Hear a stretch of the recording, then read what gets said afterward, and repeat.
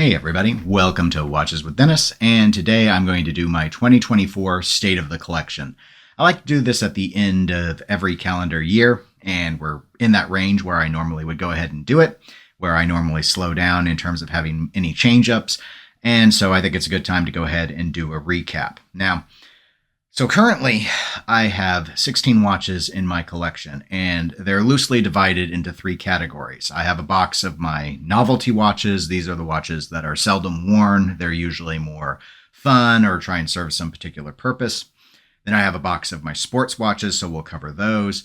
And then finally, we'll go ahead and do the dress watches, which are the ones that I most often wear for work. Now, what I like to do is, even though this is going to be a state of the collection, and I've got my camera here, so we will do close-up footage of the watches that are in the collection. I do like to say what has left since the last video, the 2023 video. So I've actually gotten rid of 5 watches since then, and I'll show you some B-roll footage of those as I go through them. But the main thing I did was eliminate a number of my dive watches. And in fact, I'm down to 1 dive watch currently. So the Orient Kanno, which was a gift that I had requested. It was on a Christmas list a few years ago. It was my only red dial watch. That has since left the collection. My Seiko Prospex, which I didn't get all that long ago, and it wore really well, but again, I just wasn't wearing dive watches, so it left the collection. And then the Seamaster 300M by Omega, which was one of the first watches that when I got into collecting, that I really wanted to go ahead and get. I got a gray dial version of it, but again, I just wasn't wearing it very much, coupled with the fact that I didn't really enjoy the bracelet on it very much, and the scalloped bezel was so hard to turn, it was very frustrating versus all the other dive watches that I had. So all 3 of those I actually ended up selling to third-party people that were interested in them, private buyers, and I got rid of 2 other watches. One was my Reverso. Now, my Reverso, I contemplated getting rid of back when I was moving into some other dress watches, but I held on to it because I really liked it a lot. But this year I decided was the time to go ahead and pull the trigger. The values on them had gone up slightly, probably because Richemont has been driving the price up of Reversos in general. So I actually traded that in towards another watch that will be discussed later in the video. I almost forgot that I also sold my Flieger Type B from Stowa. And this was a watch I almost didn't list, and it sold so fast I completely forgot originally when I was starting to put this video together that I actually did end up selling it. But again, like so many of the dive watches, I just wasn't putting a lot of wrist time on it, and I know it actually ended up going to someone who likes to watch the channel. So that one has moved along, and I still really like the Type B Flieger design. It just isn't really fitting my style of watch wearing anymore, so it left the collection. And the last watch, and the one that I most recently sold off, was my Oris ProPilot X. And there's another watch that I will cover in my dress watch section that is titanium, and I just started wearing it a lot more rather than this titanium Oris, so I went ahead and let it go. But let's go ahead and get this camera going, and you won't have to see my face, and we will go over the watches that are in the collection today. I'm going to go ahead and start with the novelty box, and 2 watches actually I'm going to start with because they are both Spiro Agnew watches from the Dirty Time Company. The one on the right has a paper dial, that's why it looks as dirty as it does, whereas the one on the left that isn't running is an enamel dial. Now, Spiro Agnew was a vice president of the United States under Richard Nixon, and this watch was making fun of him. And there's a whole history about it, and I'm not going to go into it here because it will make the video too long. I actually have a video about the history of the Spiro Agnew watch. This one was a gift from a friend of mine. Some other people I played pinball with had seen it and mentioned it and didn't buy it, though. And then a different friend of mine saw it, I think, while he and his wife were out antiquing and picked it up. And so that's how I ended up with it. I used it to shoot my video about the history of it, and the family that invented the watch actually sent me this one in new old stock. That's why it's not running. It's not been serviced. The movement has the old lubricants in it, which have dried up. So anyway, it was one of the most, actually I'd say in my watch hobby, this is the most flattering gift I've ever received, and really only thing I ever received in regards to a video, which they just sent because I'd gotten so much of the history correct about what their family had done to create the watch. So anyway, I very rarely wear, I don't ever wear the enamel one. I very rarely wear this one, maybe like a couple times a year usually. I do wind it every few months just to keep it working because I tried to service this movement myself, but I could only get it to run intermittently. And so I ended up taking it to a watchmaker who was able to get it fully functional. These are pin lever escapements though, so they're highly inaccurate. This is what inexpensive watches used until quartz came along. So anyway, they're fun, very small. These are third-party straps. A lot of them did come on kind of American flag style straps, so that's why I've done it in this fashion. But they are really, truly a novelty, and that's about all they are. They just sort of exist in the collection as a celebration of vintage watchmaking and some interesting political science history. Next novelty watches I have are my Mr. Jones watches. So this is Step Right Up. It's one of the watches that was designed by Jaeger-LeCoultre. And this one has never re-entered the collection. They did a limited run of 100, and it never got into the main catalog. So I did not get this when it came out. I did not realize when they were going live with the sale. And so I woke up about an hour too late, wasn't able to buy it. And actually a friend of mine, different one than who got me the Spiro Agnew watch, actually was able to acquire one from a buyer and sent it to me years later. So this one is a fun little go around with old-timey shooting gallery sort of style. This is a quartz watch. And I wear it, again, not all that often. I actually usually don't even leave it running. But again, I got it because I like the artist and I like the idea of sort of the celebration of the arcade space because, again, one of my hobbies is pinball. Which that is where the next Mr. Jones watch comes in, because that, of course, unsurprising for those of you who know the collection, would be Ricochet. So Ricochet is also designed by Jaeger-LeCoultre. This was a second design. This is the limited model. There are versions that are in the regular catalog now. They have a different background than the purple, but then there's also a larger one with a fourth robot, which I believe does have the purple backdrop. But this is one of the original 100 limited editions. And so I did get up on time to get this one. This one is mechanical. It has a, kind of hard to see, but there's a jump hour over here above the P in player 1 on the back box of the pinball machine. There's actually a rotating disc here. I don't think the current non-limited catalog ones have that aspect, but it's really hard to see. But it does a little Morse code thing, trying to make the inserts flash there like a pinball machine would. And of course, the gilt foil robots are really a highlight. I don't wear this one all that often, but I do wear it more than any of my other novelty watches. And of course, because I do things in pinball, this is a good one for me to wear when I'm out doing pinball things. And probably because of that, I've received more compliments on Ricochet than any other watch that I have in the collection. So that is definitely a highlight. And these robots really do play with the light quite well. The gilting was an excellent idea on Ryan's part. And so the watch is quite a standout. And I understand how it ended up getting into the main collection. The last watch in my novelty box is a Bulova Accutron. This is one of my dad's old watches. It was branded with a company logo.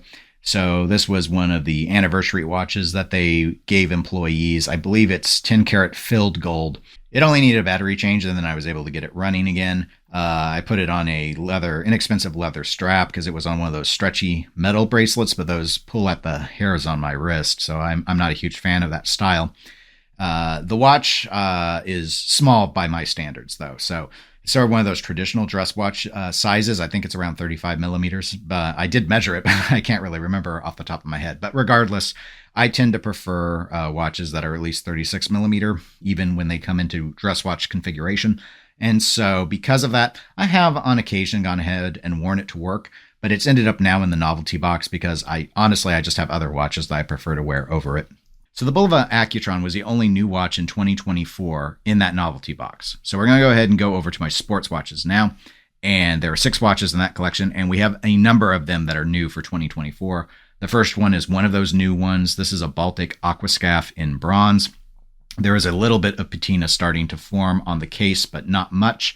I had a bronze watch in this similar alloy configuration of bronze, which sort of darkens rather than really gets green and wild.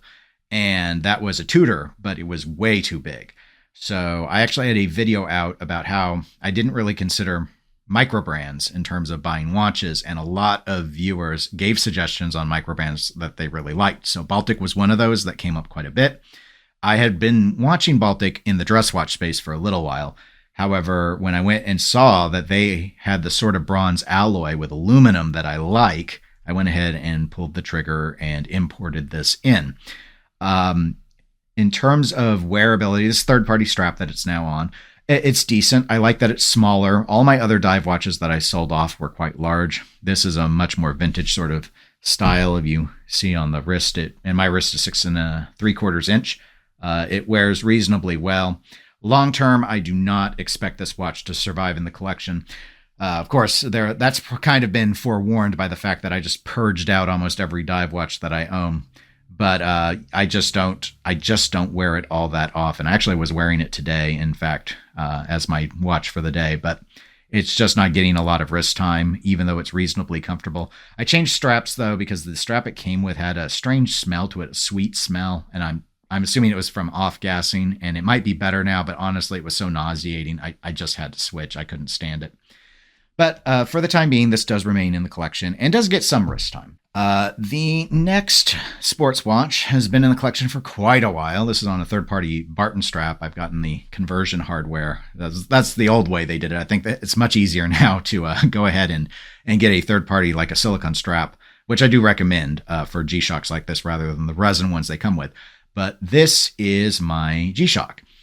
So it's my only G-Shock, square shape. Obviously, this is one of the radio sync ones, backlight, but not, particularly impressive in terms of, key features, not Bluetooth or anything like that. Reasonably priced. This one was a gift. I got it a few Christmases ago, I believe. I can't remember anymore how long, 3 or 4, I think. But this is my go-to watch for doing stuff. And stuff, I mean, like changing the car oil, mowing. I'm not so particular about putting a watch on specifically for exercise, but if I'm going to do something strenuous, this is the watch I go to. This strap has been through a lot. I actually went and washed it up today to try and make it a little more presentable, but there is a lot of wear on it. So this really gets worn in the 6 months of the year that are really warm. I haven't been wearing it a lot lately. In fact, it was fully decharged, and so it's only in the middle charge range right now because I've been charging it all day in the sun to get it back up to spec so that it was running properly again. But too many times I was putting it on, it was getting in under a cuff. But I do really recommend G-Shocks like this. I've always preferred the squares. But for anything that's really outdoorsy, it's a good option if you're not inclined to do Fitbits or smartwatches. So it is a strong one and not one that's intended to leave the collection. Next watch in the sports watch collection is a Parmigiani Tonda PF with the micro rotor. This is a new watch. This is the watch actually the Reverso went in for trade on, and I was not sure about the idea of getting rid of that Reverso, and ultimately it worked out very well. I really enjoy this watch. I did not have a lot of experience with integrated sports watches. I had a Tissot PRX at one point, which I thought was okay, but I didn't love it. But the fact that this watch is so thin, it's under 10 millimeters thick, is really nice. I got it used. I like the kind of barleycorn guilloche that was accomplished with the dial. And otherwise, it's super simple. They get more attention with the more fancy versions of this that they have, like the one with the Rattrapante. They also have one that's sort of a GMT. But quite honestly, this simple two-hand, there's no second hand, this simple two-hand, date only. They also have a no date that looks really good. But this one ended up being at a very reasonable price, in my opinion. So I went ahead and pulled the trigger. This is the most recent watch I got, other than a couple that my dad gave me. The Accutron I talked about came in after this, and I'll hit another one later in the dress watch. This is actually one of my favorite watches to wear right now. Could be a little bit of the honeymoon period, of course, but it is very, very comfortable. So really feel that, at least for me, I made the right choice. And this is actually my second Parmigiani, so we will be talking about another one in the dress watch box. But we are not quite there yet. We are only halfway through the sports watches. So the next one is the Zenith Chronomaster Original. So this is my only chronograph that I have in my collection. This is the one where it has the new El Primero 3600, newish. It's been out a few years now. And so it beats at 5 hertz. This is my only 5 hertz watch. So it's capable of a 1/10 of a second accuracy, and that red hand for the chronograph actually goes completely around the dial once every 10 seconds. So you can more easily at the chapter ring read what 1/10 of a second you are actually on. This watch I actually had on the sale block very briefly, only for a few weeks. The trade value on these is terrible. So I got this gray, if I remember correctly. Yeah, I got this gray market. And the thing is, I don't use the chronograph very much. So that's why I was considering selling it, is because I know the maintenance costs on chronographs can be higher than other movements. I have a lot of watches, obviously, or at least I think 16 is a lot. And so I was sort of thinking, if I'm not really using the chronograph, am I going to want to deal with the servicing and all of that?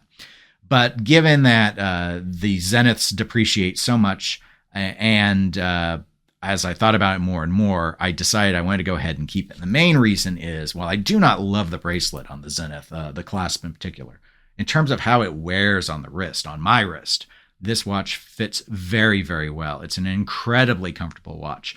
And if you've experienced a lot of chronographs that are mechanical, they have a tendency to be very thick. And this one is not. This is an incredibly reasonably sized chronograph.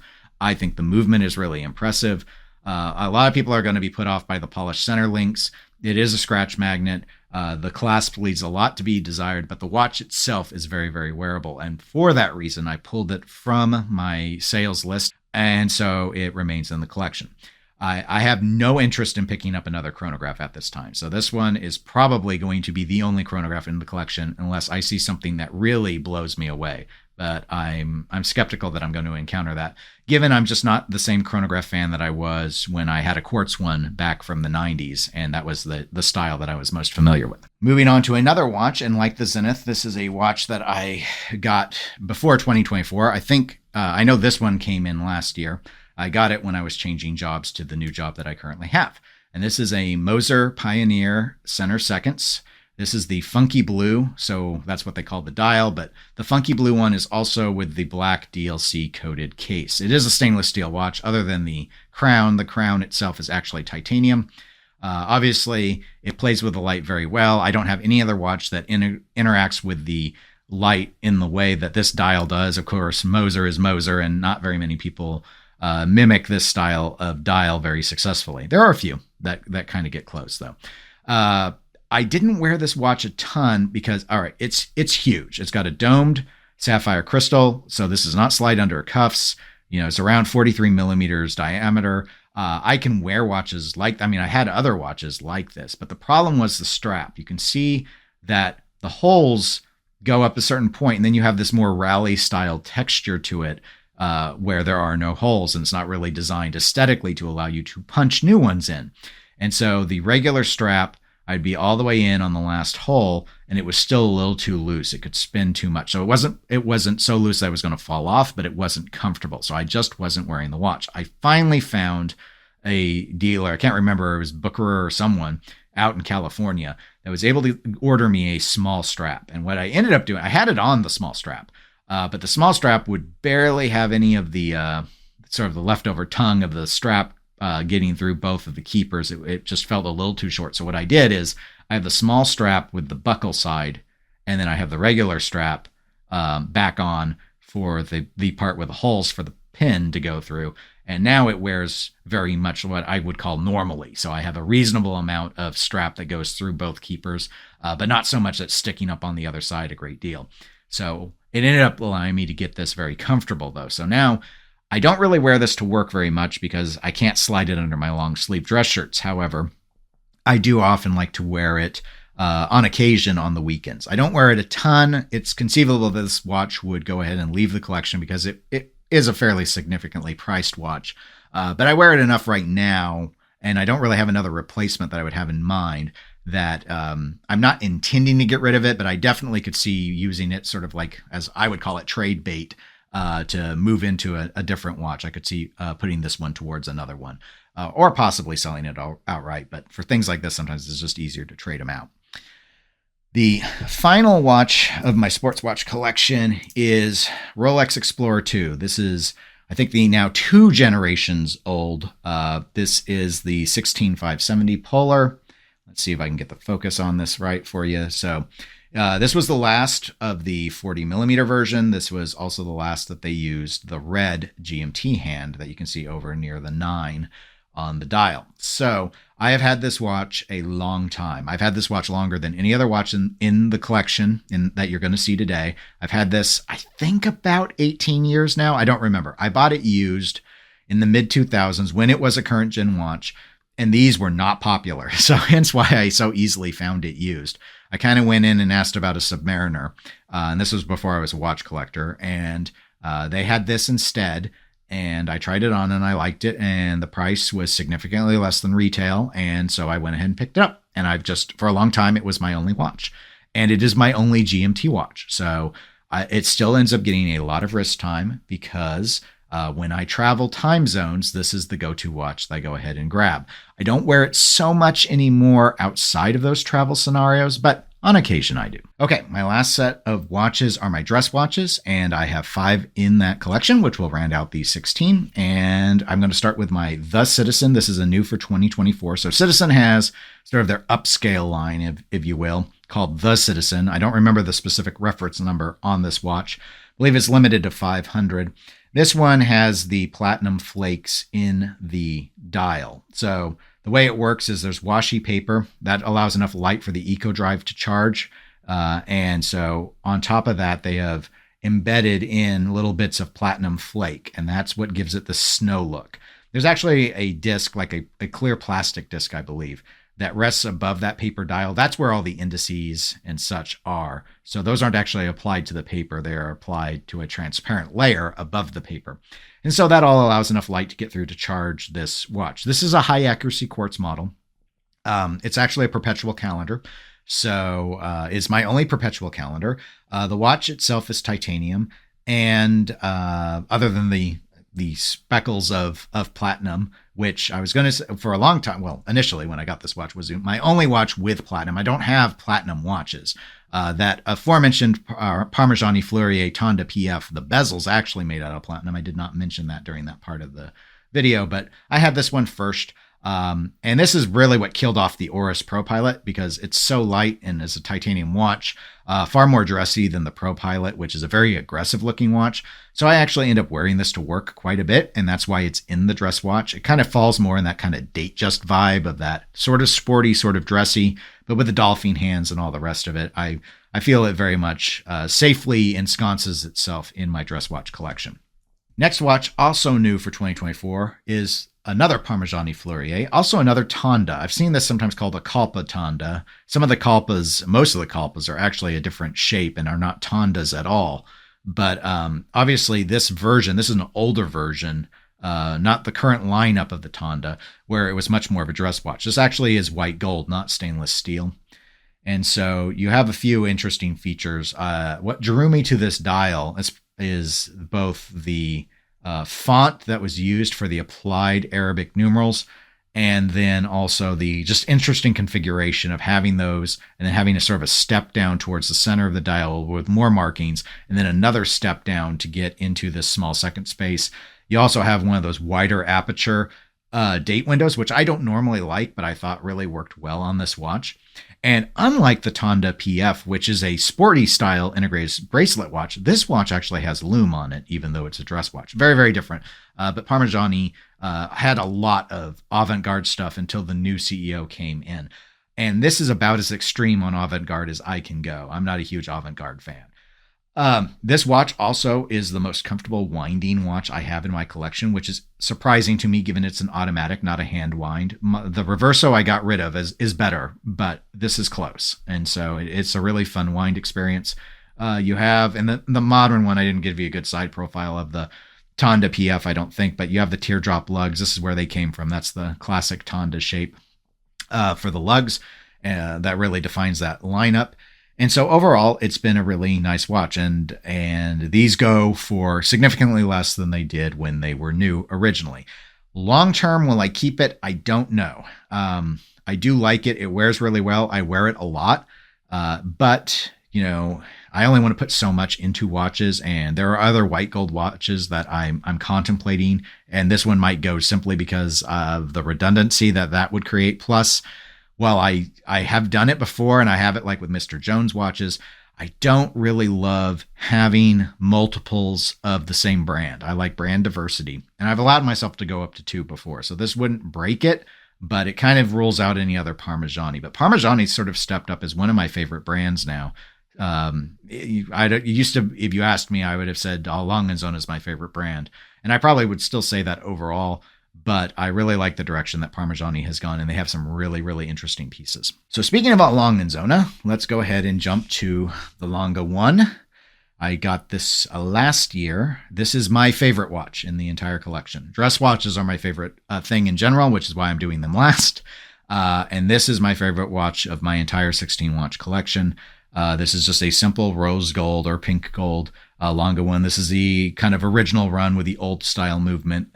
They have a much better movement now, but these are more affordable. And so it is a very expensive watch. However, I really like the golden ratio rules that they've followed, with everything lining up from the center of that big date through the power reserve to the small seconds center pinion over in an equilateral triangle. There are multiple things you can go online and look and see how the golden ratio applies to the Lange 1, but it is one of my most favorite designs. I traded a lot of watches to get this, and so I have no intentions of getting rid of it. I look at other Lange 1s all the time. I like almost all of the Lange 1s that come out. However, this one has very much scratched that itch, and I've not got tired of it. I wear this watch a tremendous amount. And it helps that I have a job where dress watches make sense. So I really, really, really enjoy that one. My other major competitor on the dress watch line, also new this year, is my Breguet Classique. I think this is a 5177 hand guilloche dial. This is yellow gold. It does have a date window, does have running seconds in the center. Some of those aspects, others may not like. There are plenty of, if you want a different style, there's a Classique for you. These take a bath secondhand. Breguet just really struggles in terms of value retention. So I bought this used, and you can find these all day for well under half of what they sell for new. It's just, a lot of people actually, I've seen other viewers when they've seen this watch think that this is my best dress watch. I still prefer the Lange 1, but there's definitely a lot of handcrafting, far more, I feel, care and effort that's gone into the work, at least dial side. I'd say even on the back as well, because you've got a guilloche rotor and such involved with this. Interesting lug profile. This is actually one of the larger versions of the Classique, in the upper 30 millimeter range. But I think it wears really, really well. And I do wear this one quite a bit. So it is a nice watch. And my last watch is also new for 2024. This was the other watch that my dad gave me that he used to wear for work. This is just a Seiko, a quartz Seiko, sort of that day date style. Its name is a number, as many Seikos are. So I'm not going to say what the numbers are because I don't have them in front of me. This is not gold. This is just like a PVD gold color. It also was on one of those stretchy gold bracelet styles. So I've switched it over to a leather strap because that's what I prefer. I changed out the crystal because it had scratches in it. I have a video of that if you want to see how these crystals get installed.